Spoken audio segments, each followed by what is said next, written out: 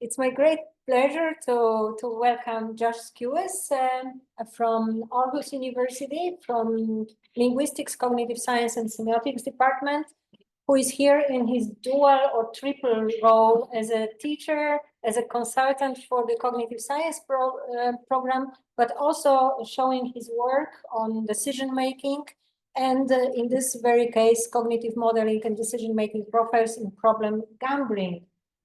From what I heard, Josh wants to go for his research to be more applied, and that's part of this strand of his work.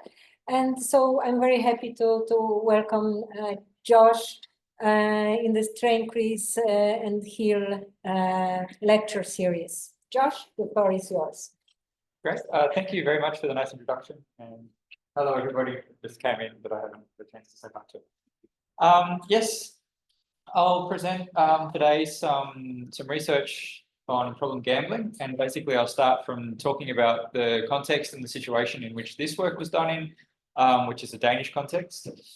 And sort of give a justification for why we took the kind of cognitive modeling approach that we've taken. And say how some of the sort of theoretical research that we're presenting here ended up being used in technology as well. So in problem gambling is a problem. What do we mean when we say that it's a problem? So if you look at Denmark, which has a population of about 5.8 million people, about 10,000 of those have a fully blown gambling addiction diagnosis, according to the DCM. But a much higher number also have not necessarily a fully blown addiction, but some self-reported problems with gambling, which means that they self-report in some context or other that they would like some sort of help gambling less than they do. They gamble more than they want to. And this problem's increasing. At the moment within Europe, I think the latest estimate that I saw was that there's about a 12% of European youth meet basic criteria for problem gambling. And this is increasing, and the reason that this is increasing is due to increasing access with internet gambling, increasing popularization with media, and countries like Denmark are now opening up for gambling advertising as well. So now you see gambling ads on YouTube and gambling ads on bus stops and that sort of thing, which was never legal before. And this is a problem because gambling is one of those areas where you have a low rate of treatment seeking. So only about 10 or 20% of any given population who experience some level of problems won't actually do anything about it. And this is a problem. Sure. Did my sharing stop? Yeah. Yeah. I saw that coming. Maybe we'll just switch the camera around. Yeah. I mean, it seems more normal. Should I just? But I don't know if the mic will be working correctly. If it's not like direction. It's closer and then. Yeah, we gotta that. I can just share again. Okay. I'll see how it goes. I don't know why. Let's more try. Yeah, I don't know. It just dropped out. I don't know why it dropped out. But you can also try sharing from the computer if you send it to the slides. I can give this one more go. Yeah. Yeah. Okay. Yeah. And I can watch over here to see if it drops out. Yeah. No, I'll let you know. It's Don't very worry. handy. We've got a Can good. you change the slide? Yeah. It was just before because I went out of PowerPoint and it can't change. Okay. So yeah, this low rate of treatment seeking is a problem because problem gambling has all sorts of costs. When you have an increased problem gambling rate, you have an increased unemployment rate, you have an increased bankruptcy rate, you have an increased frequency of white collar crimes so that people can get money to gamble with. You have an increased home foreclosure rate. So it has lots of impacts on society when you have more gambling within a culture. Also for individuals, it has problem gambling is related to individual problems. None of these should really be very surprising. If you have gambling addiction or problem gambling, you have financial problems, more likely to have financial problems, more likely to have mental health problems, including depression and anxiety, which in many cases people treat by gambling more. You see a deterioration of social networks as people take more time to gamble. They stop engaging in their hobbies as much as they used to as gambling becomes a bigger part of their life. And sort of at the really far extremes, you see an increased risk of suicide as well, which gives us all in all a need for an early identification and treatment. So catching people before the onset of major financial problems so that you don't get loss chasing behaviors which feed into these negative cycles that are related to problem gambling. Prior to the onset of mental health problems so that you don't have people treating their mental health symptoms with compulsive gambling behaviors, and prior to degradation of their social network so that people still have other interests and other things to turn to and a support network when they pull away from a behavior that's very attractive to them, very difficult to stop. Which all brings us back to this problem, which is this low rate of treatment. So the context for the research that I'm going to report is some work that I conducted with a spin-off in August, which was a spin-off that was started up by a statistician working at the neuroscience department where I was working during my PhD. And he created a company called Mindway AI, which has now been sold, where the idea is to find problem gamblers before the onset of people with a risk of problem gambling, before the onset of gambling addiction or sort of more compulsive gambling behaviors. This is their old website. They have new logos and new information now since the sale of the company. So before the core paying for this, like was interested in paying for this? The providers are interested in paying for this. That's the business model. The providers. Yes, because the gambling providers. And this is where It's a part of guilt trip. it's a part of regulations. So there's the social consciousness is part of it, which is you could say the guilt trip. But also because problem gamblers are actually bad customers. Because they spend all of their money at once and then stop. So what you So we want, want sustainable gambling. you want casual gamblers. And this is how it often is collaborating with industry. I'm happy to talk about this with anybody who's interested in working in industry related work. There's always ethical ambiguities of working with that industry. I don't work with this company anymore. They've been sold now, so the research line is not so important. They're making money from the products that they've developed. But yeah, it's the industry that pays. So it's the gambling providers that pay. And the value proposition that they're paying for is that you have an individual, typically this is the typical situation where you have an individual who's gambling, and they may exhibit clinical or preclinical problems, which then, if left to their own devices, would lead to some self-referral. Maybe they're fighting with their partner and their partner sends them to get help. Maybe they've got family networks that says, do you realize that maybe you have a problem? Maybe they feel bad themselves and they'll refer themselves to a hotline, which then leads to diagnosis, potentially if it's something where you need diagnosis and some sort of intervention. And the problem with this setup, this sort of standard, sort of normal situation of people reporting and referring themselves, is that where the risk of individual costs kicks in is in this stage. So you're really reliant on people self-reporting and self-referring, but only 10%, 20% of people do.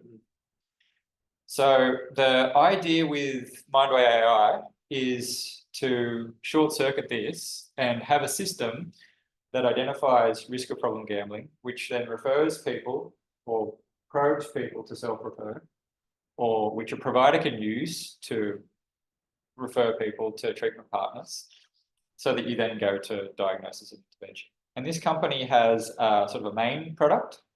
This is the main sort of the main sale. Is this product called GamScanner? And here's the metrics. It's a machine learning model that takes a combination of variables in a very large model. So it's not cognitive modeling. I do cognitive modeling, which is small scale modeling, small scale process modeling. This is more data mining.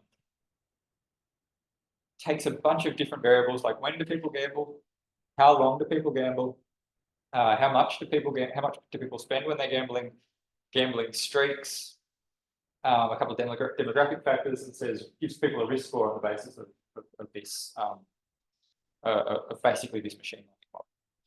And the idea is that you take this and you embed it within the gambling system that you're running. This can be online, this can be casino-based.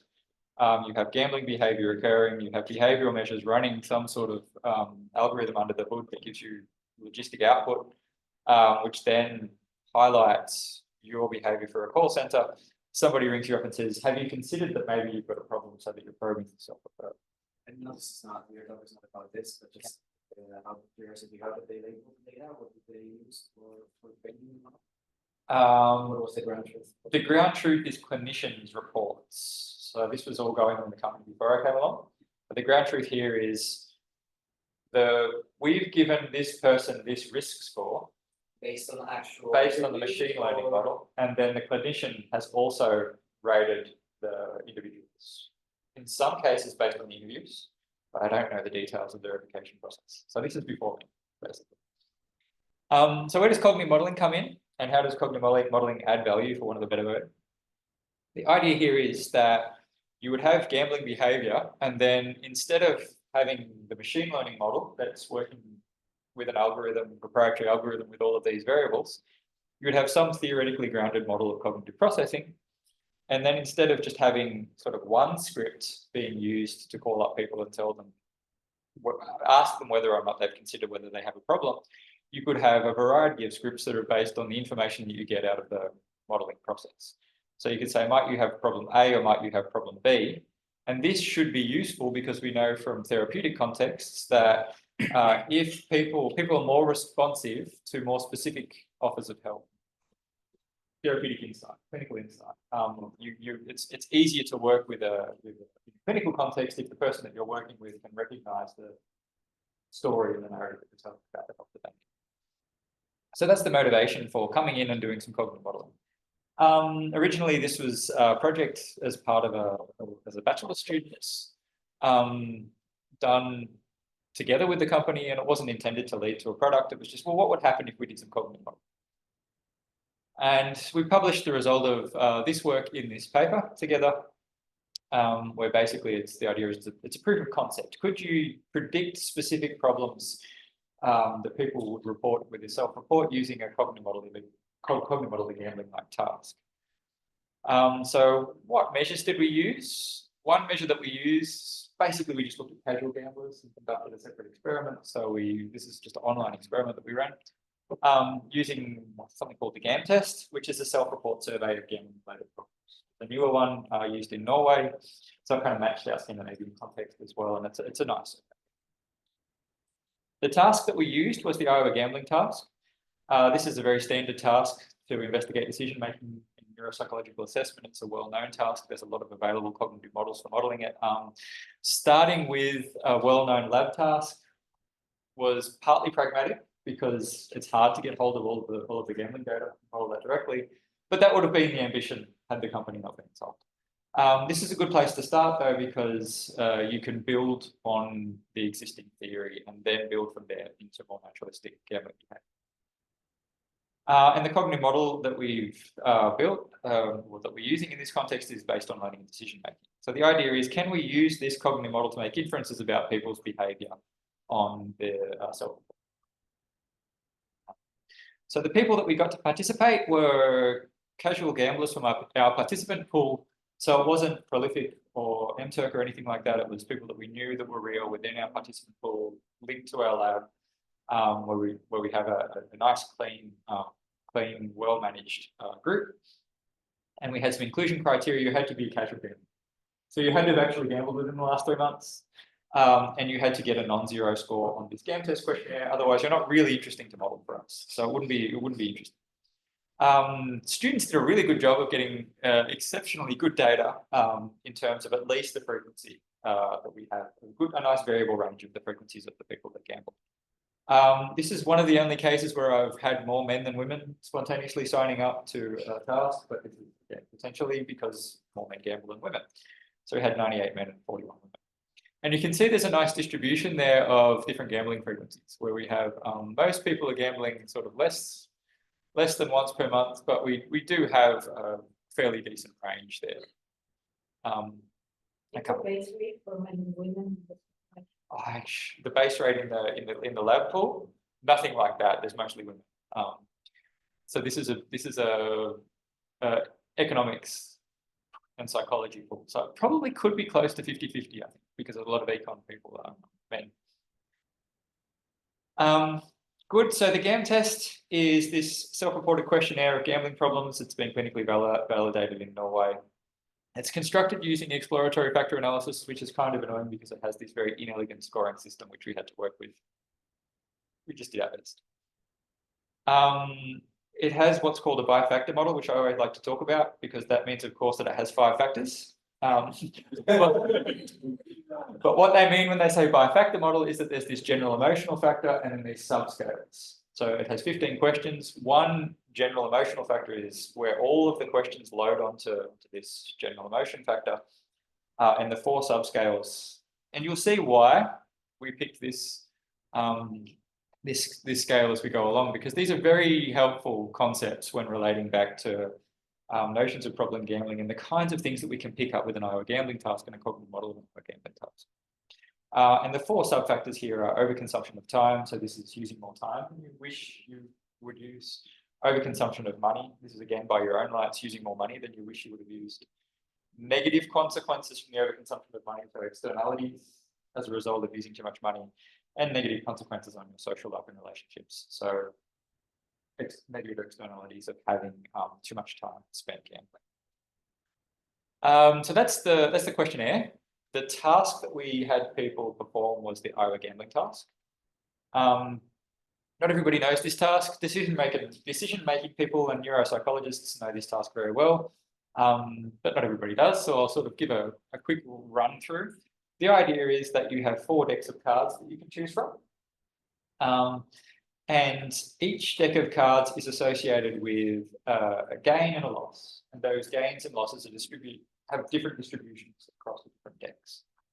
Decks A and B are associated with $100 in this context gain, and decks C and D are $50. So you get a big, when you win in decks A and B, you win big or bigger, twice as much than decks C and D.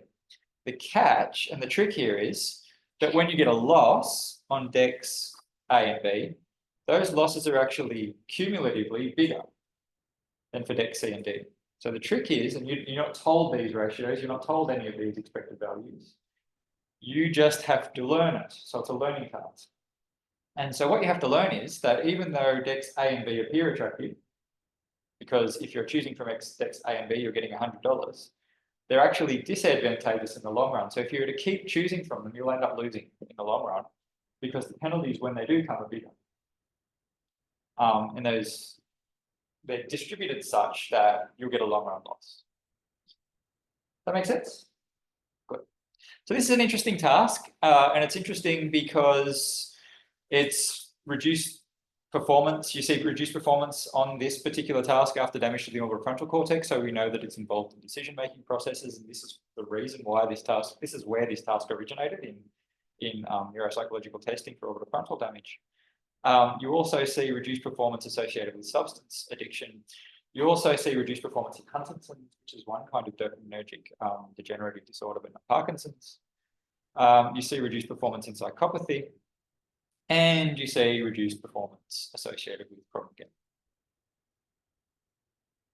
So it's kind of the ideal task to start with before we would move on to, had we been able to, modeling actual task behavior.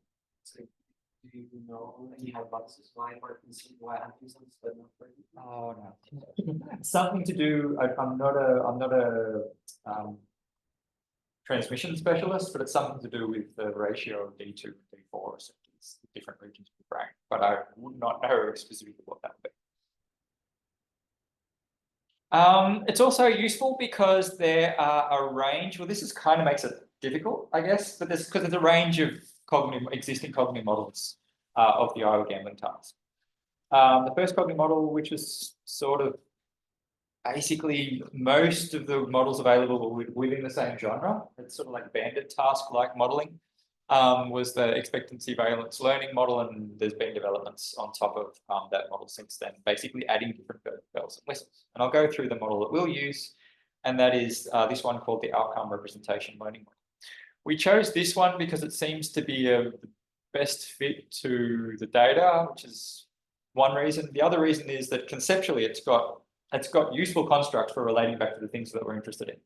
Namely, as I'll go into detail about, sensitivity to reward and time as separate different parameters within the model. So it's not just the fact that it's has good model properties like good parameter recovery, good posterior predictiveness and all that sort of thing, but also that it's theoretically useful in the context that we want to use it. So that's why we chose that one.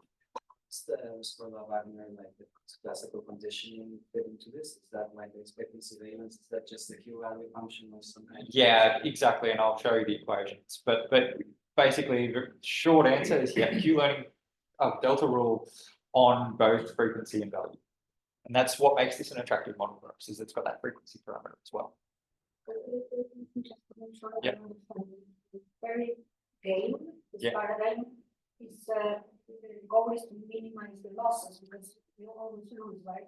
The goal- In the long run. No, you can get a long run gain. It's minus 25 on A and B, and then plus 25 on C Yeah. and D. Yeah. So the expected if you learn the game, you can get a value, you can get a plus. You can come out with a plus. Okay. But it's basically to do your best. I thought Yeah. it was payoffs and they seem to be Yeah. expected values. So a quick run through of basically what you were just asking is how do these reinforcement learning models work? The way I sort of like to explain it is that every deck has an expected valence, and your job is to learn, or expected value, and your job is to learn the expected value. And you do that by having an expected valence or some sort of internal signal. And I think conceptually you can take this all the way back to the original Damasio models of semantic markers.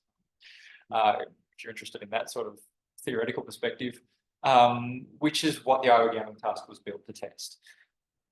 Basically, you could think of it as each deck has some, you have a vibe or an expectation or of the value of each deck. And we can represent that here with, say, on any given trial with, say, red and blue. So if my vibes or valence towards, I've taught this material a lot in undergrad. I like using the I like using the undergrad method in all places. It's a nice way to present it. Red's bad, blue's good. The darker, the stronger. So here on this trial, we'll have the sort of be pushing away from B and being attracted towards D. And by this time, we've learned the expected values on these different decks of cards as we go along. So the central concept here is that we're updating this expected valence. So what the math does is the math simulates how we update this expected valence as the game goes on. Would it then make sense to assume that the expected valence and the expected value are not the same thing? Because depending on the cognitive apparatus, you would expect a different optimal expected valence, but not an expected. So because the expected value is actually the underlying distribution, Yeah. the ideal agent would be able to learn it perfectly. Yeah. Under some assumptions, but it could be that a human shouldn't be able to learn it perfectly because it's better for them to. I mean, these terminologies are all slippery between modeling frameworks and different people. I would just say here, think of the valence as the representation, the subjective representation of the utility. That's what we're updating. We're updating these values, these valences. And so here's the answer to your question. It's the delta rule. The idea here is that you have your expected valence on a given trial is equal to your expected valence on the prior trial plus updating relative to what you actually saw. So if I expect, so you have your old expected value, you have your prediction error, which is the difference between what you're expecting and what you got. So if your expected value for the deck of cards is $80, and then you see $100, you want to update up. But how quickly should you update up? You should update up at the learning rate. So we have a learning rate that dictates how quickly people track the expected valence of the game. Notable feature here is that you have different learning rules for punishments and rewards. So you learn from reward and punishment signals at different speeds in this model. That's founded as theoretical. That's founded on this was an improvement over the PVL delta model, which is the preceding model, where this was the way of capturing loss aversion. So the prior model before this one prior sort of standard model that most people would use was the sort of Busmeyer EVL model, plus a prospect to capture loss aversion and different sort of risk seeking for losses, risk aversion for gains, prospect theoretic type constructs that weren't in the original EVL model. They got added on as a prospect theory transformation, which worked okay, but this mechanism seems to capture the data better and have better parameter recovery than the prospect theoretic model. And you might also have a theoretical inclination to say, well, here we're doing, what we're really doing is decision from experience because we're learning, and prospect theory is known to not be so great for decision from experience. That could be another theoretical justification without wanting to wade into a fight. Yes. So we have this value learning model. We also have a frequency learning model. And what that is doing is that's basically doing the same process, but for your expected frequency of rewards. So you don't just have the expected valence or value of a reward or a loss or associated with a particular deck. You also have an expectation about how often rewards and losses come. And that's just the same for the model, where you have for chosen decks, you're updating every time you get a win, you increase your expected frequency according to the delta rule, and every time you get a loss, you decrease. And for unchosen decks, you have reversal learning. So if I pick deck C and I get a win, I assume I would have gotten a loss on decks A, B, and D, and so I downweight the expected frequency associated with those decks. And then finally, there is a persistence model, as well, persistence or perseverance model. And that is sort of a drifting back towards zero of all of the variables. That's captured with this formalism here.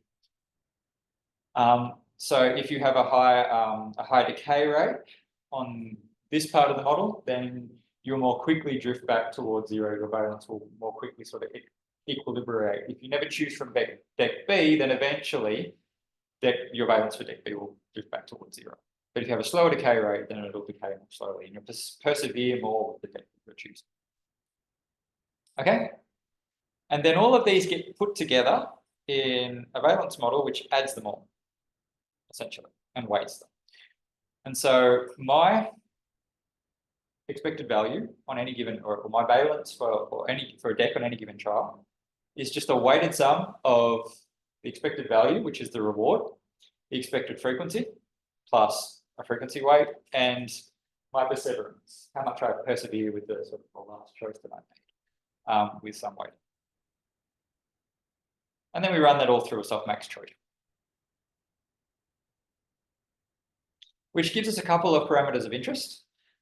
We have our learning rate for punishments, our learning rate for rewards, remember they're different, and we have the omega here, which is the weighting for the win-loss frequency. So our weighting for the frequency component in valence, and our weighting for perseverance, or sort of sticking with the deck. And they're both relative to value. So yeah, usually you have like a temperature parameter in the softmax. Is that somehow captured by the? That's V here. No. Oh no. Yes, there's. There's like the multiplication before. Yeah. There should be. I can't remember if that's fixed or if that's a mistake. That might be a mistake because I didn't really look at the temperature parameter.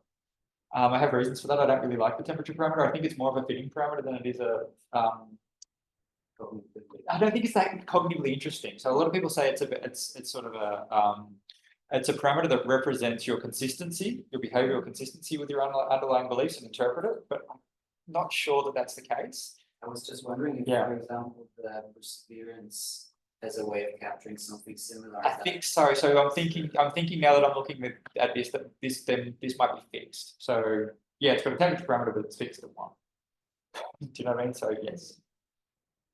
But I need to go back and look at the paper to make sure the error is not in the equation.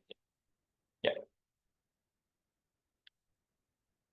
But I'm not going to try to interpret so it's either a pre-parameter that I haven't modeled, any sort of parametric relationship with the gambling questionnaire, or it's fixed, one of the two. I think it's fixed. I'm almost certain it's fixed actually, but I need to go back and look. Okay, so then we're going to do a regression for these cognitive model parameters with our GamTest, our GamTest scores.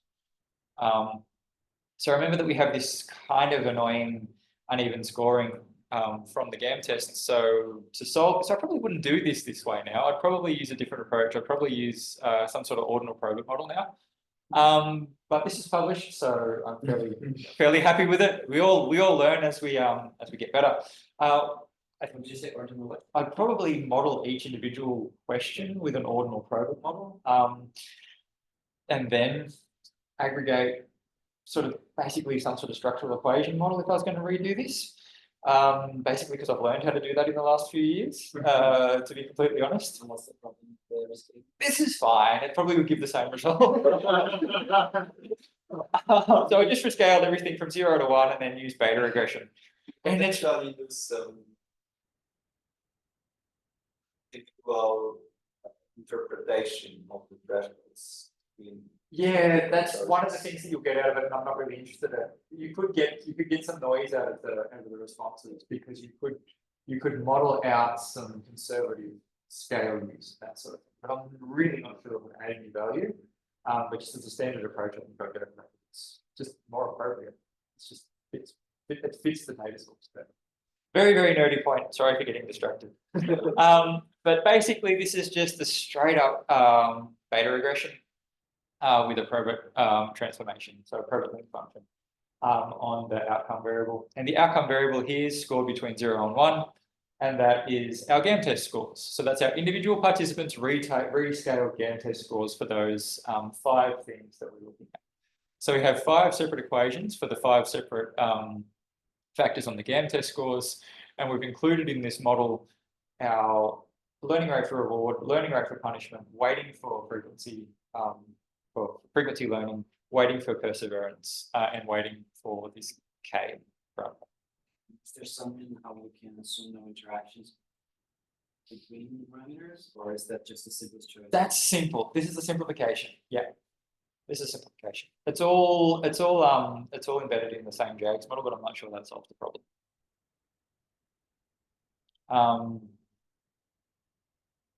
This is a simplification. I think I'll leave it at that. Here's the prize that I chose, uniform prize for the rate parameters. There are maybe they should also be uniform. That should be uniform because they're also rate parameters. So let's look at the results. And here I'm just going to sort of go with the qualitative results first to say that there's something worth modeling. Basically, we want to make sure that the GamTest is actually measuring something related to gambling behavior. And so what we would want to see before we did anything else, I think, would be individual difference in GamTest scores. So that's the standard deviations here, which are in the brackets, to see that there's individual difference in people's ratings. And so remember that these are all rescaled from 0 to 1. So we see that there is standard deviation. So not everybody's getting the same scores. You would expect that, but it's nice to see. And probably also important is the fact that these scores increase with increasing gambling frequency. And this is just, again, an eyeball qualitative test to make sure that we're looking at the right sort of thing. You can see that people, when they gamble less than monthly, their overconsumption of time is about 0.45, and that goes up. If they're gambling at least weekly, they have a higher score on average, and you can see that consistently across all the scores. So there's something that the GamTest is probably doing what it should be doing. Now to the IGT. This is sort of an answer to your question before. Can you end up with a win? You can. Here's an example participant. I've chosen, people look radically different. This is probably better to say this is a canonical example participant. This actually is an example participant, but I picked them out because they looked like what you think most people would look when they're playing this game. Basically, you can see when people take the first few draws, they get these wins. They get the 100 wins, the bigger wins, so they go for the Windex, and then they get a couple of big losses, ka-junk, go down. realize that maybe that's not the best decks to choose from, and then get this more slower progressive win after they've figured out to go for deck C and D. So now what we're going to do is look at the lower and upper quartiles. And this again, this is qualitative. I don't have any statistics here because the model is the statistics. Just look at the upper and lower quartiles of each of the GamTest dimensions, each of the GamTest subscales. So our upper quartiles are in red and our lower quartiles are in blue, and the average across all participants, across all games, sort of the omnibus average, is in black. So the black's the same in every figure, and then blue takes the top quartile and the lower quartile. Sorry, blue takes the lower quartile for overconsumption of time, for instance, in the top middle figure, and red takes the upper quartile. So these are people who are reporting most that they have consumed time. So this is average. Averaged, yeah, so averaging the top 25 and the bottom 25%, and then just plotting them all together to show with some squiggly lines qualitatively whether they'd be a difference between experience.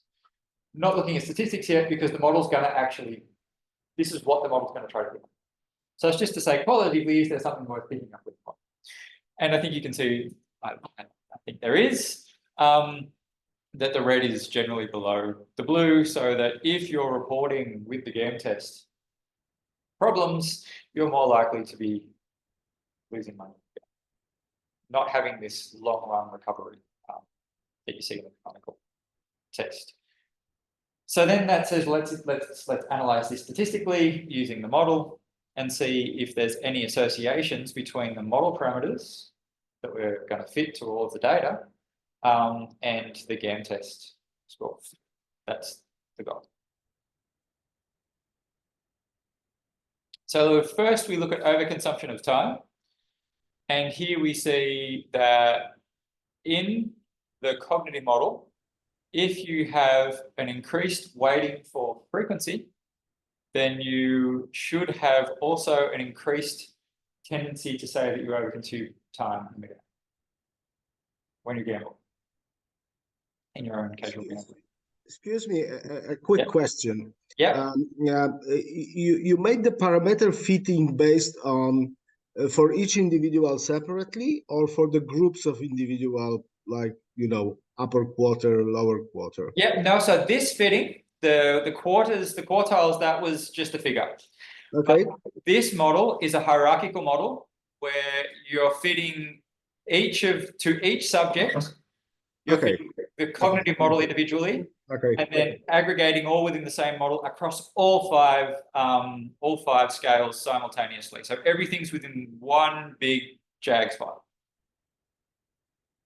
One big model file. Does that make sense? That's clear. Thank you very much. Yes, Yeah. yes. Yeah, so it's a really big hierarchical model that takes a couple of days to run. Yep. And so the other thing that we see here is an over persistence. Sorry. This is your weighting for persistence should be less correlated for time. Right? For overuse of time. So the main thing here is you're more affected by the frequency of wins. The more affected you are by the frequency of wins, the more you'll have a tendency to overconsume time during the game, which makes sense. The next finding we have is for negative consequences related to your social life, and you see a similar pattern. The more you have the more the cognitive model represents you as being sensitive to the frequency of wins, the greater tendency you'll have to have social problems. And you could see how this could fit together with the overconsumption of time. So if it's the frequency that you find rewarding, if it's the frequency that's going to be dictating your overall behavior, frequency of wins is, all else being equal, more important, then you'll spend more time trying to get those frequent wins. And the more time you're spending in the casino or on your phone, playing online casinos, or whatever gambling you're engaging in, the less time you're doing other things like spending time with your family and maybe having a smaller social circle and that sort of thing. Overconsumption of money is only persistence.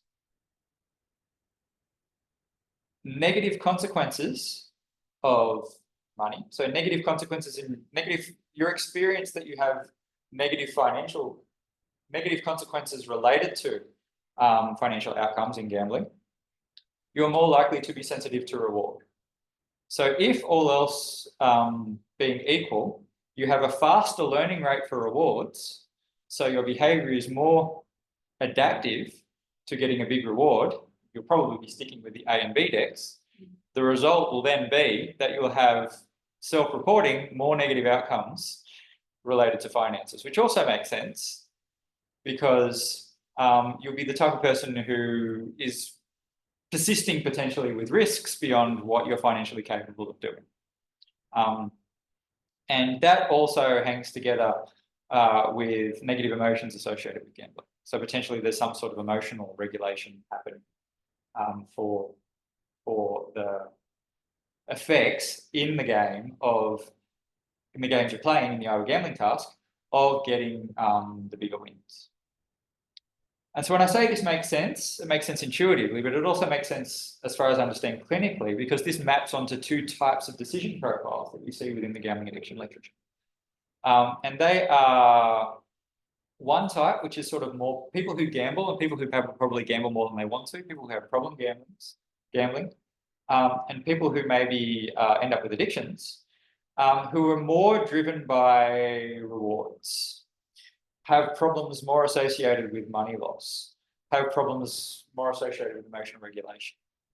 And the other profile that we're seeing here is this increased sensitivity of choice to reward frequency, using more time that you want to use, and then maybe having less time to spend on your social and relational development, social and relational growth, which maps onto two types of pathological gambler, which is the type of person who wins big at the casino or loses big at the casino and ends up with financial problems because of that, and the sort of more classical poker machine style games, which you actually see a higher frequency of in gambling addiction, is this more sort of people who are addicted to poker machines, people who are sort of more whose behavior seems to block the world out because of the small wins that they're getting, and are less interested in the rush of taking the risk and winning big. So there's these two different types of pathological gambler that you see, and it seems to map onto the two different types of decision-making profile that we see based on the cognitive model of the Iowa game.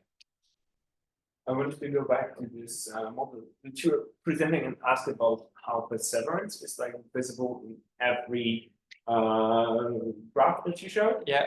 And this is kind of like, does it suggest that like perseverance is an important part of addiction in general, like important component of addiction in general, or is it going to fore? I think that could be my interpretation here, is to say that if you're reporting anything, perseverance is involved. So perseverance is just generic. That's what I would say as well. It's not differentiating between the different kinds of problems that you're reporting. It shows up everywhere. So you have a lower decay rate here, or a less importance of perseverance. Sorry, not lower decay rate, less importance of perseverance.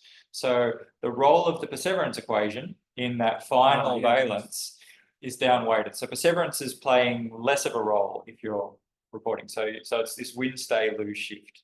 You're jumping around more. You're searching, you're exploring choice space more. Whereas if you have fewer problems, you're not. Because it's not perseverance like related to continuing gambling. No, exactly. It's perseverance, is choice perseverance within the deck that you're on. So you're not engaging in a win, stay, lose, shift type of behavior. You're just sticking with which in the IGT makes sense, right? Because when you find that deck C and D are right, maybe this could be also task dependent. When you find out that deck C and D are right, you want to stick to them. You don't want to go back and explore A and B, and actually going back and exploring A and B is the classic sort of clinical signature of somebody with forward frontal damage. I wonder. So it's a really complicated one, which is why I halted when I first presented. Should I go into that? No, I'm not going to. I wonder if there's any way to show that the parameters are sort of other parameters, because it could be that the perseverance is just captured by another parameter and it's hidden in the learning somehow because the model is more likely because of the the loss function to learn another parameter that then hides the variance that would be captured by the Yeah. something you call perseverance in your model. And then when you're concluding, you have a problem because you will have another interpretation of the previous parameter, but the perseverance is important. So that's- or would be. Yeah, there's a collinearity issue that you're pointing towards that I should be digging deeper into. I'm just wondering if, like, what are the techniques for Yeah. distinguishing between, because the whole model fitting, we didn't really talk much about, right? But this would depend on that process. Yeah. Yeah, so that's why I'm sort of not going to interpret too much about perseverance, but it intuitively makes sense that you are searching.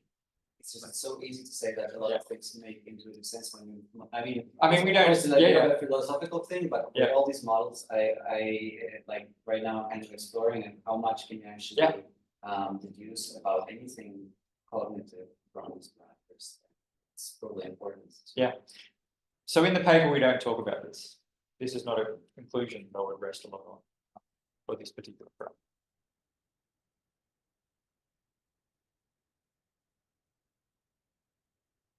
So yes, where do we end up with? Going back to where we sort of started and contextualizing this in our within our game. So here we have some gambling behavior. We were aiming for a theoretically grounded model of cognitive processing, and we've used sort of the standard cognitive, one of the better ones, one of the more competitive ones. I think they're all good. This one fits also our has these theoretical components that we're interested in using, particularly this frequency learning that we're interested in looking at. So we have theoretical reasons for choosing this model. Instead of using gambling behavior in this situation, though, we've sort of done a proof of concept and used the IGT and used the outcome representation learning model, which could then indicate two different types of scripts that you could use if you could embed this type of modeling. This is what I'd really like to do within real world casino games or real world online casino games, which would give you two different types of call script. One is maybe you would have a call script, which would be, well, hello, we've noticed that you've been making some big losses lately. We wanted to see if you're feeling okay. If that gets to these emotion regulation issues and this sort of, the high roller type gambling problems versus, hi, we noticed you've been spending a lot of time on our casino site recently, maybe more time than you actually want to be spending on our site, you might have different scripts.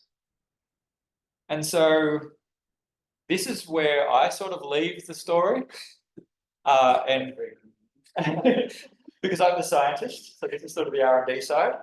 And then the company developed something called Gamalize, which is a version of the Iowa gambling task, where we had security guards going around with an iPad, a pilot test. And unfortunately, it's only a pilot test. And asking people to play the game, and then having that hooked up to a federated learning system, then implemented the model and gave people back their risk scores based on the cognitive model. And then giving people advice on the screen for whether or not they should report.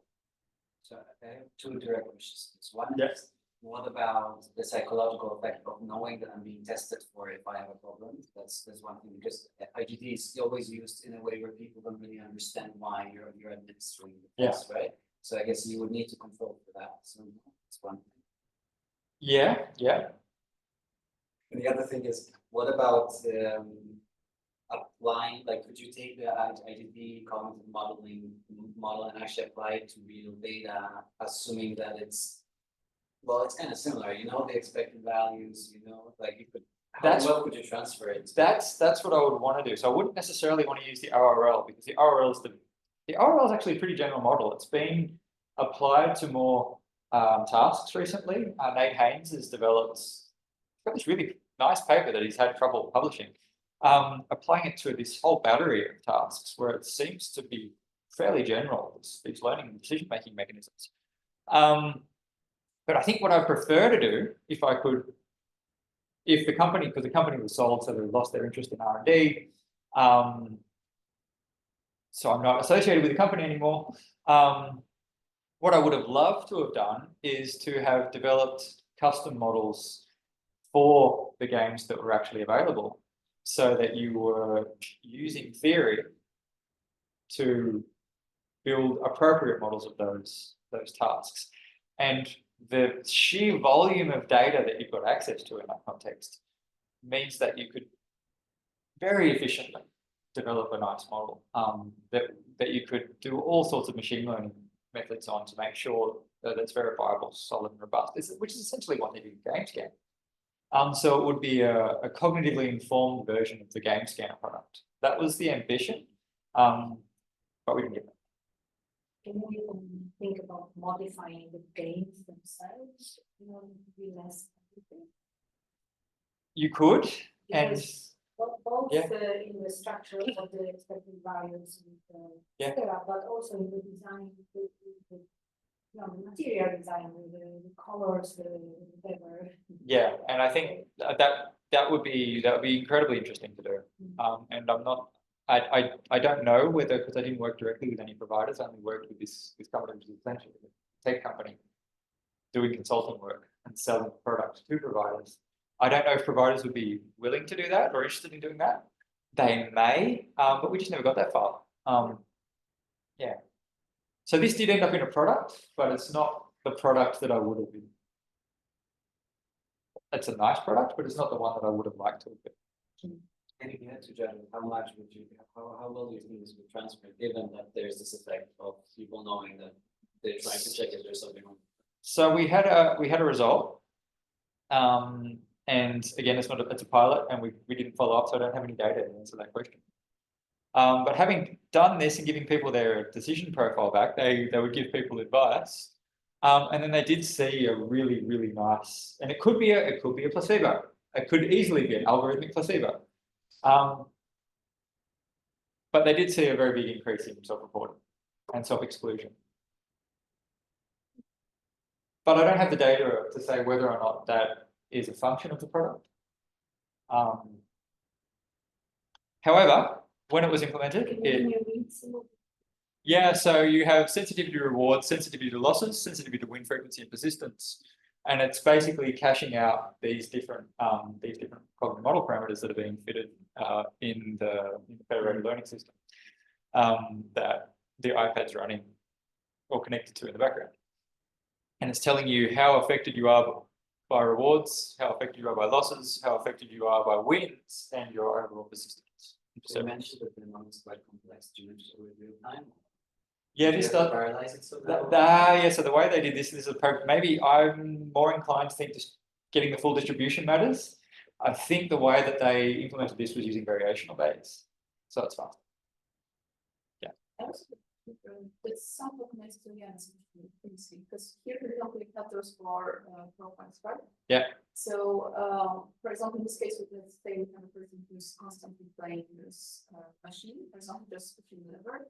And we can see that, for example, their sensitivity to win frequency is, for example, very low. And I'm trying to find a good example of what I'm thinking about. Let's say we have someone who wants to win very frequently, and we see that if they win frequently, there will be a problem.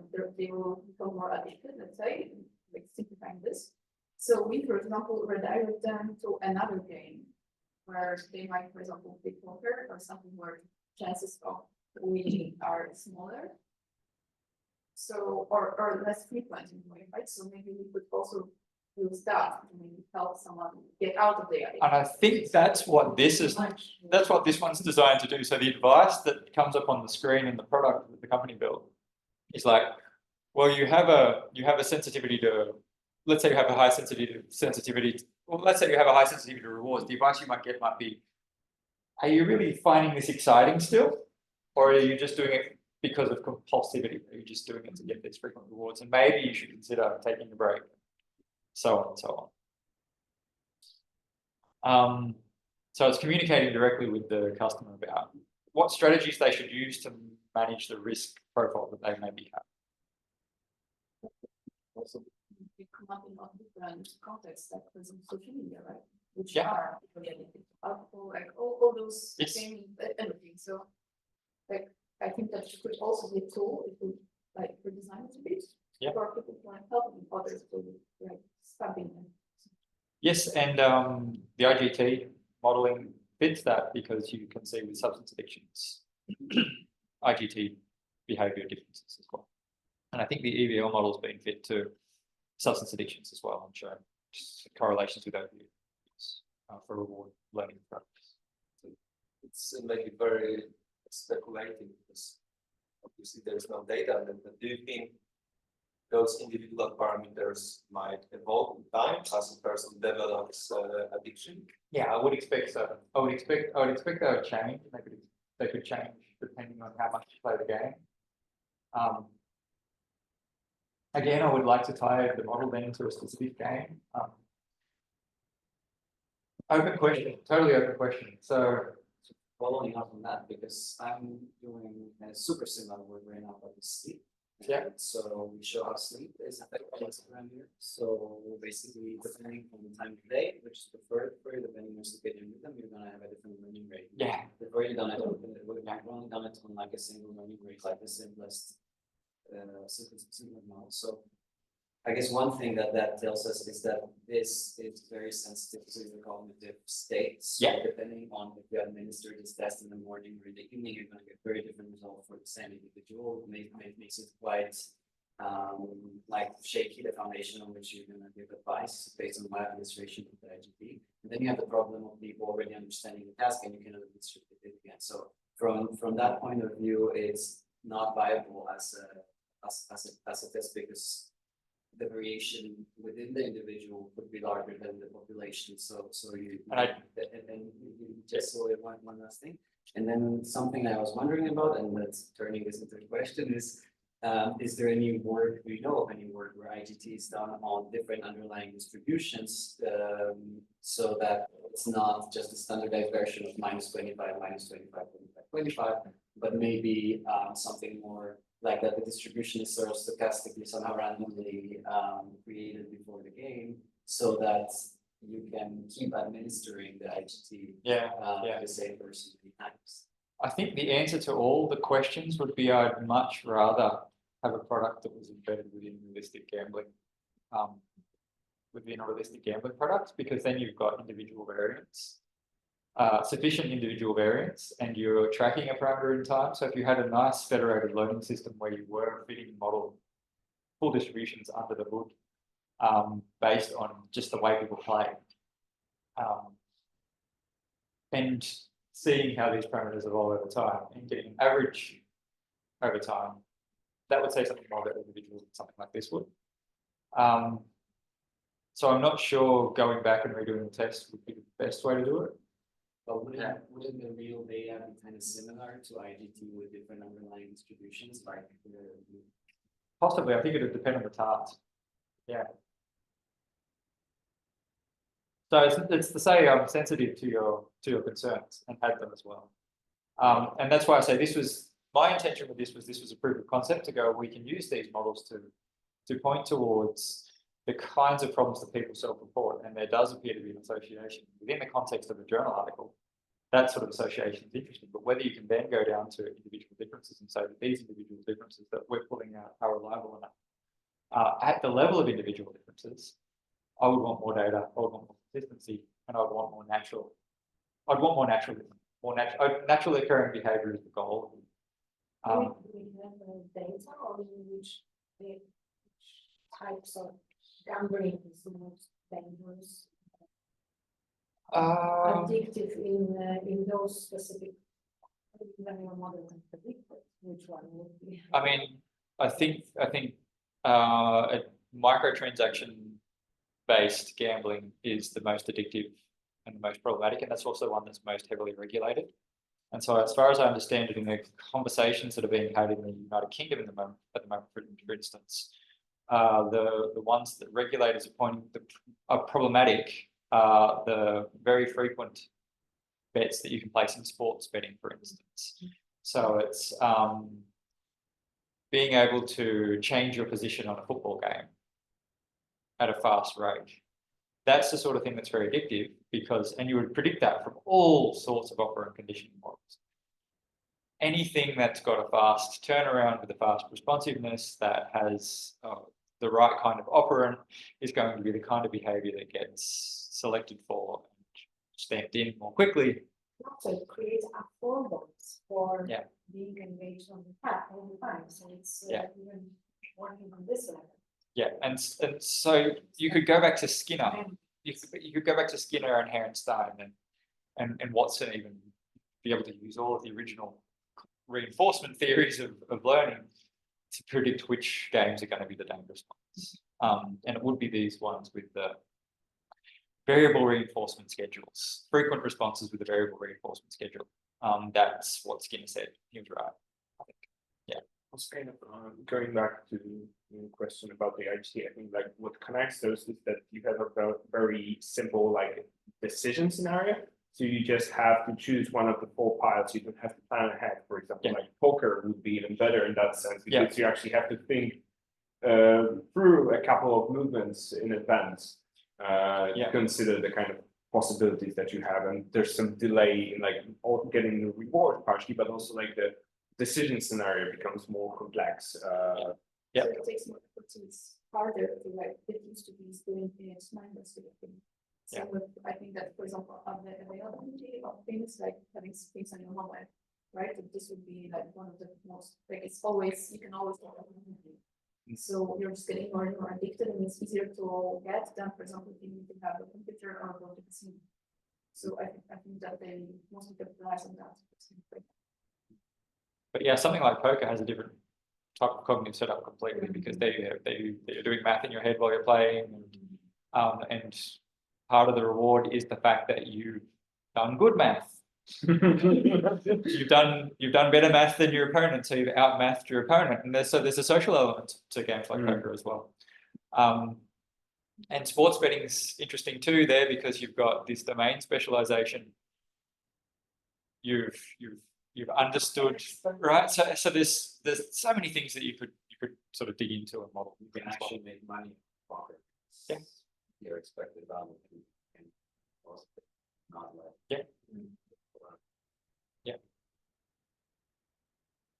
Yeah, so that was what the company ended up doing with it, and it won an award even. I love how you have the winner written as if it was like a signature of yes. So it had nice metrics for self-reports, and it won an award. That's with the caveat that there could certainly be a placebo effect, and this is not a controlled clinical design. And I'm not the product seems to be effective. If it gets more people to report, that's a good thing. I'm happy with that.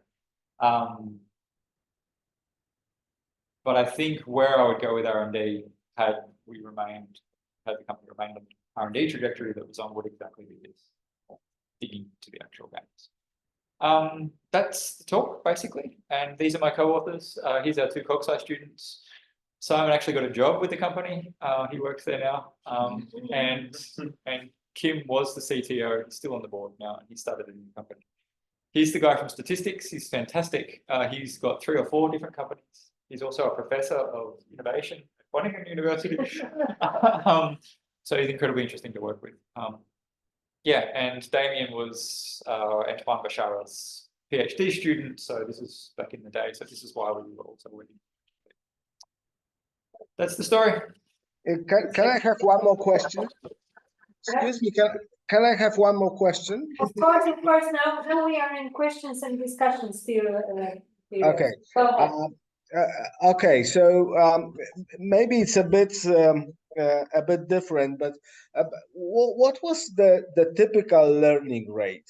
Like, this coefficients do you remember that? Was it different for frequency and expected value? Was it really different for rewards versus punishments? Like this kind of questions. I've forgotten, I'm afraid. Okay. I could go back to my code and find it for you though, but I forgot. No, I was just curious. Yeah, no, good. It's a good question, and Can you put Yeah. your initial slide, so, because you have your email address there, and I think people can write you, right? If, okay, so. Or put it on the chat. That doesn't work. I'll come back to that. I need to turn the. It's okay to put it on the chat. Yeah, I'll put it on the chat. There's Zoom rule. Not good at multitasking. Oh, sorry. I disturbed you. No, the chat's a good idea. The chat's a good idea.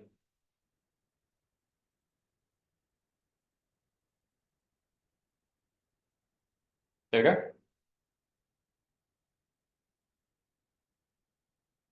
Yes. Okay, so the question was about the learning rate, and you don't. I don't remember, I'm afraid. I have a follow-up. So in my experience, the learning rate or all the parameters, they depend on the scaling of the data. So it's not really a meaningful thing to say, and there's nothing meaningful to say in absolute terms about the parameters. But in my experience, the fitting of the model does depend quite a lot because the softmax operates better in some range of values. So And this is the outcome that you're thinking. So because the size of the prediction error is going to be what determines the scale of the that's what you mean by the learning rate is dependent on a context, and the context is the way you scale the rewards. Is that correct? yes. Yeah. Right. So Yeah. did you scale them or did you operate on the values that you had? I think I need to check that again too. I think I scaled them. I need to look. But I think you're right that the absolute learning rates maybe not directly interpretable. But I think the question was a really good question though, because it's the learning rate, comparing the learning rate between, say, punishments and rewards, and between frequencies and valence. And that's included in the ANOVA or in the boss that you showed. That's not the absolute, that's the effects. So that's the beta parameters for the regression model, for the beta regression. Yeah. So I don't even have a plot here. But I can look it up. But yes, I'm sorry. You might not be able to compare the punishment and the reward, the learning rate, because it depends on how you scale the punishment and rewards, because the punishments can be very large while the rewards are smaller. So then it's not quite clear if there is a direct comparison. One. You mean because because you have these very large punishments in the IGT? What about that? Would that be a problem?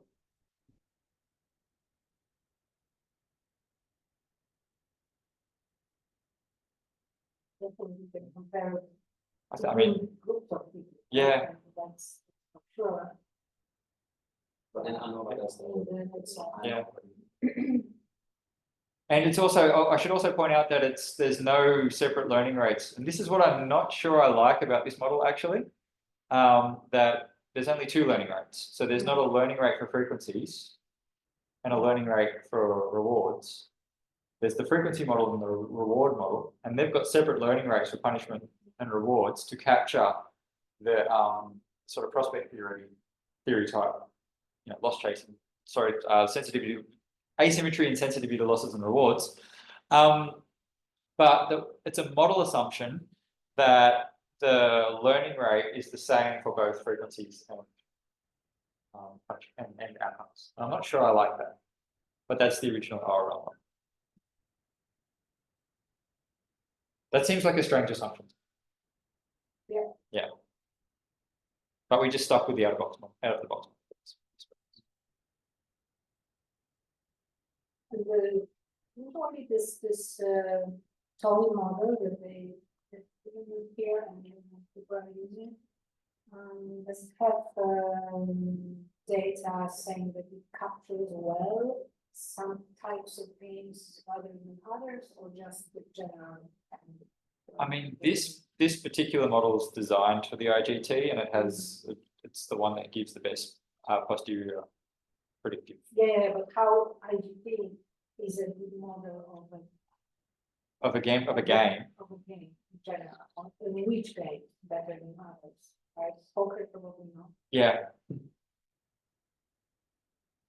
I mean, the closest would be poker machines, but it doesn't really translate because, I mean, this is essentially a multi-arm bandit game, right? The IGT is a multi-arm bandit game with bells and whistles.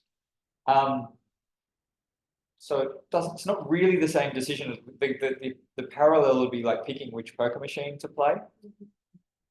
If you had a bunch of different poker machines to choose from, and maybe there's a bit of that sort of behavior when people bet in casino games or when people are at casino kiosks. But it's not the thing that you're necessarily interested in. So I don't think I would be thinking of it in terms of a translation into, you know, from this game into this naturalistic gambling behavior. It's more, well, here's a task that we know about and it's well described, and we can accept that this is the set of models that most people are happy with. And it's okay to pick this one for these reasons. So within the context of journal articles, we can do this kind of research to show that it's maybe worth pursuing, looking at the relationship between cognitive model parameters on some gambling looking task and some self-reported problems, and then use that as the springboard to go into the real world. Any more questions from the online participants? I think you have another one. No, I'm fine. Thank you very much. It was very interesting. Thank you very much for being here. I think what we might do is invite Josh when you have a presentation for our chair. We probably in May, if you don't mind, so because you do Absolutely. modeling as well. Yeah. Are we finishing or how much time? We We still have 15 minutes, more or less. 12 minutes. I have 1,000 questions. Great question. What? I'm here tomorrow if you have time and you want to meet up. I'm not leaving until 5. That would be great. I mean, it sounds like you have overlapping research areas. I'd love to hear about your work as well. I just have a serious question, so I will ask this very, very short. Who bought the company? They're a very big company called Better Collective, and it's an advertising company. So, because I was afraid that the gambling company bought off this company to stop this research.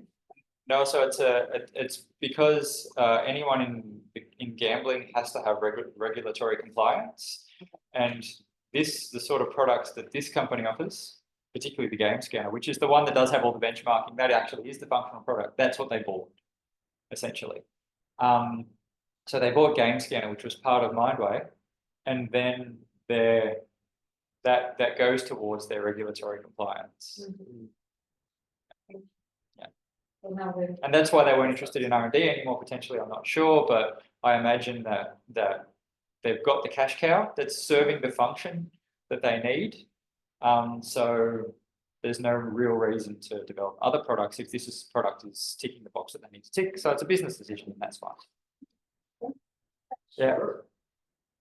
So I have a question regarding more like social aspects of this.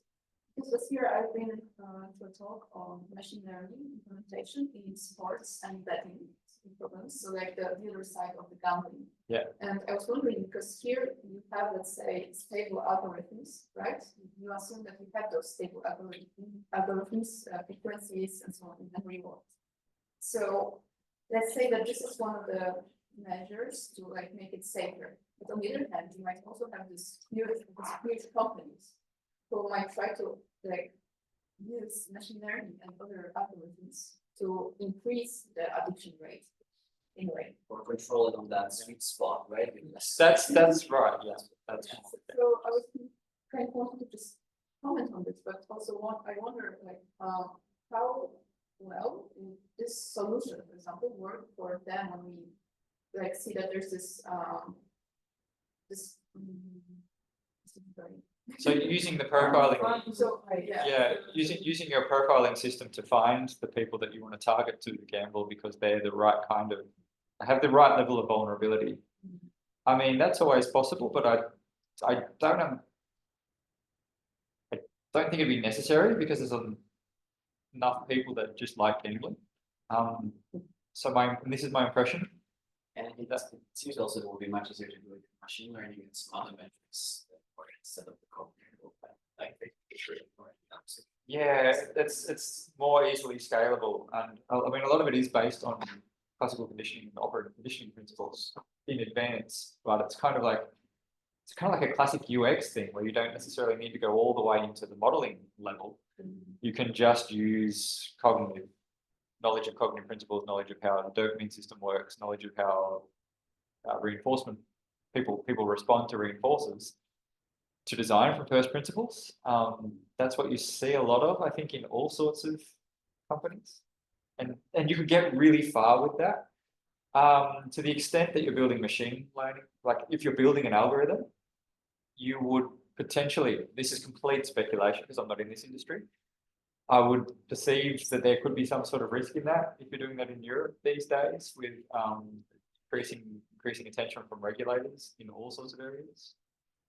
So there might be some risk analysis that goes into whether or not you want to go in that direction. So I don't think it's an arms race that's completely independent of regulatory process.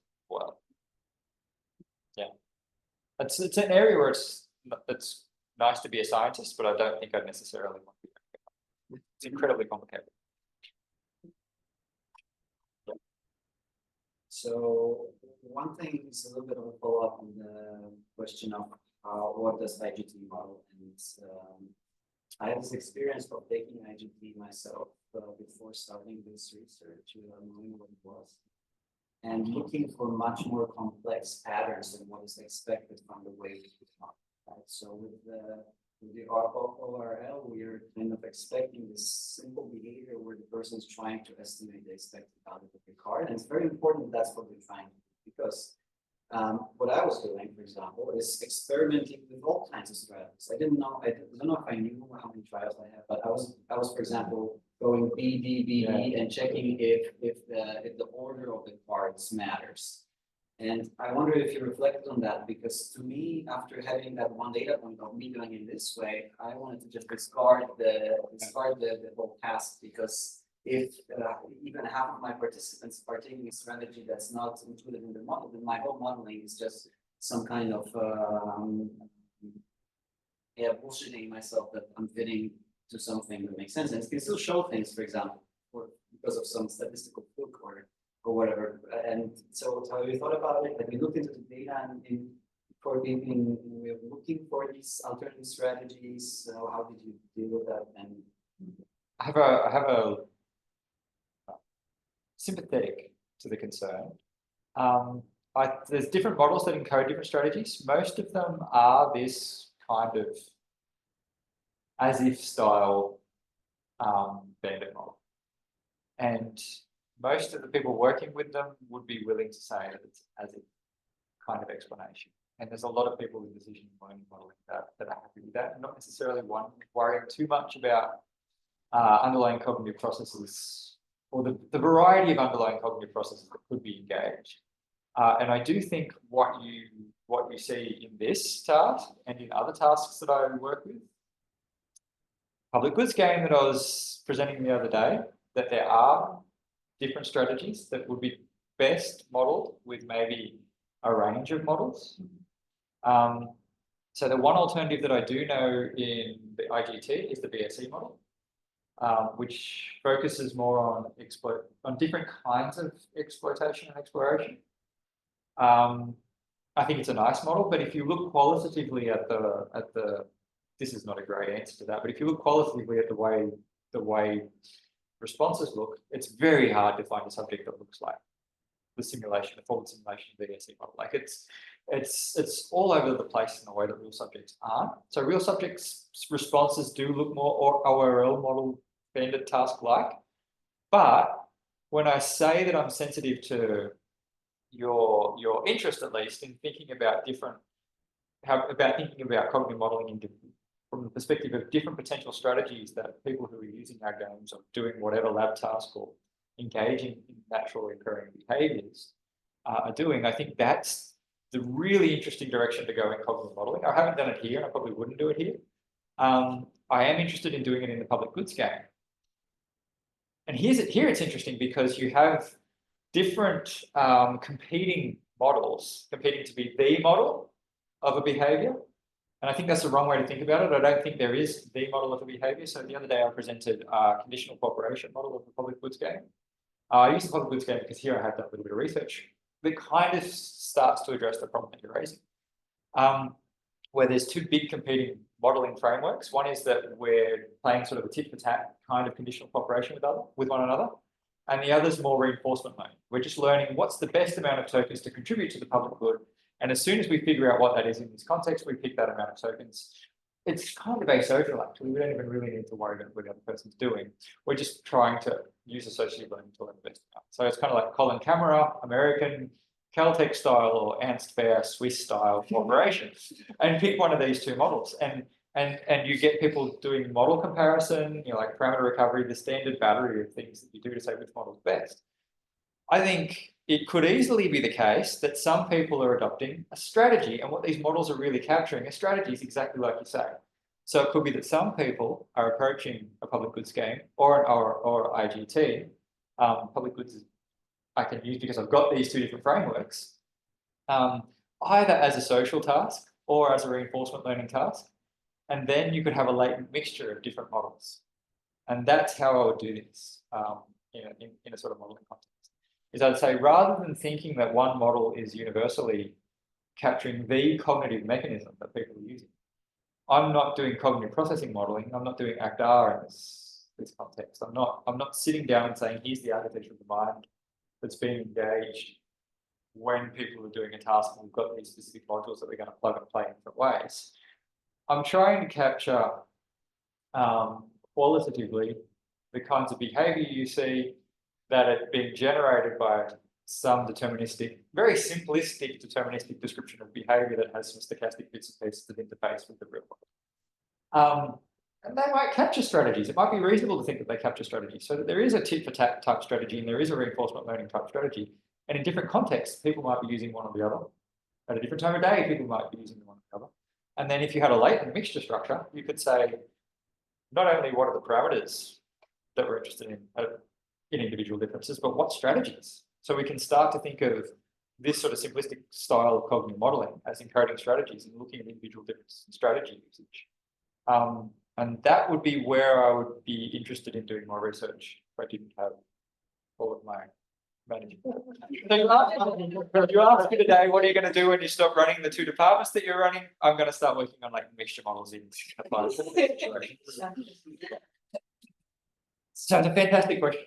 You're in exactly the right pursuit, I think, for that. Something I was wondering is why not just include some kind of hint in the instruction that wouldn't influence the behavior we actually want to see variation in, but would select for a strategy. Which would let me know that the ordering of the cards doesn't matter, for example. So we know what potential pitfalls there are in the chosen strategy, and then if we could eliminate them with the instruction, we would be more certain that we can model it. I don't think it's a bad idea, but I'm inclined to say, well, what I really want to model at the end of the day is naturally occurring behavior. Yeah, but you're doing IGT. Yeah, but I'm starting here. But this was Johanna's other question. Well, this is my other answer to Johanna's question. What I'm interested, what are you going to do when you go back to research? I want to get real data. I want to get real people doing real things in the real world. I want to get, and real world here could be internet. I guess I was just surprised that it isn't part of the instruction. Yeah. It was so obviously that it should be part of the potentially that I didn't understand how it's tasked to get that. Yeah, that's a reasonable question. Just a comment on the strategy, because when I looked at this IDT, it would be really super cool to see the time series of the choices. And from the time series, you could sort of have a punch as the strategy that one was employing. But then when you go to and maybe that's also why people like this game, because it's so simple. And when you go to the real world, I don't see a very easy way to judge strategy, to assess the strategy. For example, from the micro gambling, you know, if this ball is going to go through or not, and this would be much harder. And that's why it'd be interesting, I think. So if you could get access to micro gambling during sports data, you could let your creativity run wild with all the different kinds of models that you want to think about. A way to do this kind of research would be to do interviews with people that are really into this sort of game, and then get qualitative descriptions of the kinds of strategies from their perspective that they think they're using. Try to formalize those strategies, and then I mean, possible, right? I have to be wearing my red socks when Chelsea is playing. I don't know. But try to get out of them how they're thinking, and then formalize, use whatever creative process that you want to build models. That doesn't matter. What matters at the end of the day is that you're sitting down conceptually thinking about some sort of formalization of what people are doing. And that's not necessarily, and then not necessarily trying to fit, because it's not a fitting exercise, it's a modeling exercise. It's trying to fit. How does it correspond to the real estate? Yeah, exactly. And because then you could have if you had that level of data, you could have a latent mixture across all of the strategies that you're implementing, and see how frequent are these strategies and how much do they correspond to people's self-reports of these strategies. And that's the kind of interesting question that you can start to engage in when you've got that level of data. Yeah. I think it's just a trivial comment. Nevertheless, I wanted to make it that it struck me as interesting that using the standard Iowa gambling task, it's easy to design a study which would allow us to characterize group differences, right, and capture the variation between different types of naming behavior. But this design, in the end, is not sufficient to reliably diagnose an individual. Like from the very beginning, this experimental design is adequate for building theory, but not adequate for stating some meaningful facts about individuals. I don't disagree, but maybe Antoine Bechara would. Okay. Because it might not be for, say, gambling, but I think it was originally designed as a neuropsychological test for orbital damage. Yeah, not mistaken. So, and the measures there were persistence of perseverance on beating. That's indicative of OFC damage. So I think that was the expectation with neuropsychologists. And if you look at the way neuropsychologists work, this is kind of why everybody did neuropsychology. I remember thinking that when I was a lot of it's really pen and paper tests. A lot of it's really sort of this concrete, and it does seem to be effective. It's not that, and I say that I didn't want to get into it because I didn't think it would work, but I was like, the amount of time and effort that goes into calibrating these tests and intuition that goes into developing these tests in the first place probably means that they do work, I think. So I don't want to say that it's all voodoo, I guess. It's to have a respect for that field.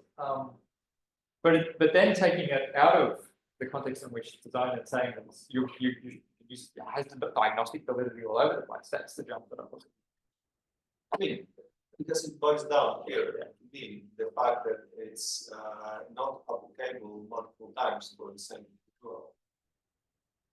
So it's still nice because it gives us a trajectory of individual learning for trials. So it's enough to model this dynamic learning process, but it's not enough to actually test within individual stability over time. Yeah, the way I was thinking about it would be cool to administer it to like a young adult or a teenager to kind of get a baseline of the potential to get addicted, for example. Because then you apply it once and you would get some kind, and you would control for their cognitive capacity in the moment and try to administer in the right time, and then you would get some information about yourself that you can use later in life to judge. If we assume there's some underlying neurocognitive capacity to actually measure. or just learning, actually, even if for adults. So here's where my focus may have been if we had kept this mind-weight collaboration going. It's not necessarily, so it's interesting to identify people who may have a risk, but what's potentially even more interesting is to identify people's risk trajectory and say, when are people starting to develop risks? So when are people starting to learn how to gamble in a way that's different? So when are people starting to switch to strategies or starting to have cognitive model parameters that are indicative of an emergent risk? I have one more general question, if I may. It's like in that it's far away from what you were talking about. I'm just curious about some other question. So when you think about reinforcement learning model, right?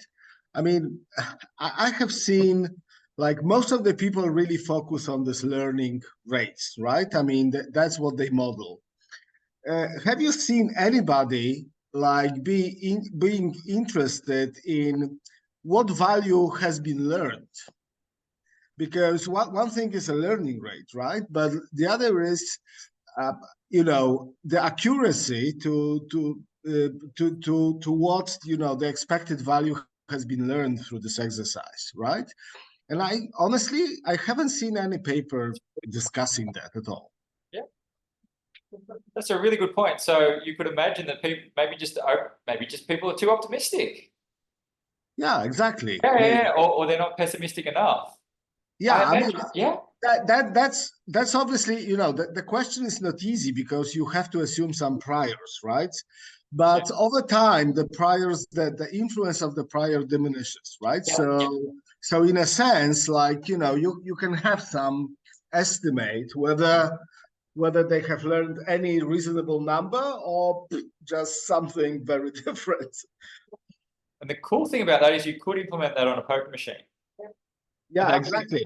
That would be the right model for a poker machine. And that could be another way to look at your second model, right? Yeah. I mean, your second model was based on learning rates and these coefficients, right? And then you infer betas, right? Yeah. So instead of putting alphas in this model, you can kind of look at discrepancy between the learned value versus the actual value, right? And see whether that can be more predictive. I don't know, probably. But isn't that just captured by the alphas? Because asymptotically, this model is actually always going to be approaching the expected value of the option anyway. The only thing that that's true. The decay somehow the decay will somehow break it if it's too large. But if we just take the first two models, like the frequency learning and the valence part, wouldn't that just always asymptotically tend towards the expected value, so that the learning rate and the parameters are really the only thing that, or they capture all the information to be able to also conclude what you were talking about, which is learning. I don't think that's really true, because actually you kind of converge to the true value regardless of the learning rate, right? Because it's a geometric progression. I mean, you can go to this value faster or slower, but essentially with any value in between 0 and 1, you approach the expected value, right? But I think, you know, based on the individual outcomes, it might be interesting somehow to kind of check what value they have learned. And that's why I'm asking this question, because I haven't seen any paper or any scientist trying to to look at that. I'll do it, and you did, okay. So aberrant beliefs, yeah. Okay. So, okay, thank you. Okay, Eva, you had the last. Yes, I would comment on this because, like, okay, I get that we could ask people, for example, what's your strategy, or test their performance in this test. Except that I think that we forget again about the social components. So people go into gambling and they, for example, are have emotional problems, right? So this is like one of the main risk factors. I'm not sure about the exact statistics or this, it's just something that I heard about, and maybe it's anecdotal or not, but I think that this is one of the strongest components there. So in this case, we might see, for example, people at different times we can screen them if they are, for example, critical developing comprehension. But actually, it wouldn't change a thing because we should. I think we should focus on like strengthening the social support before it comes to this. And this test, like, it could be informative, but it doesn't touch the main problem of risk. So this is why I want to finish.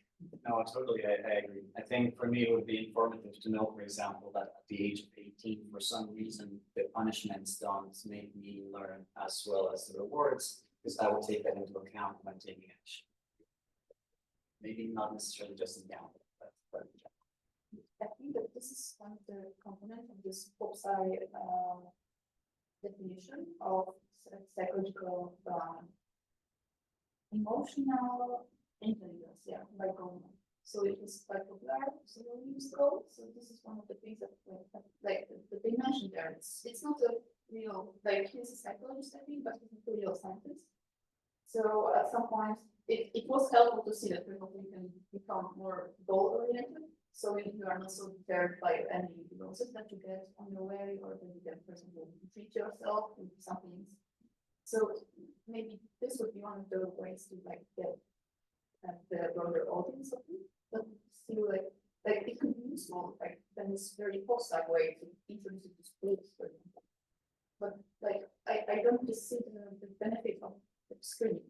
This would just So definitely worth thinking of linking the strategies to the problem in real life, but then sort of fixes for it. Let's finish.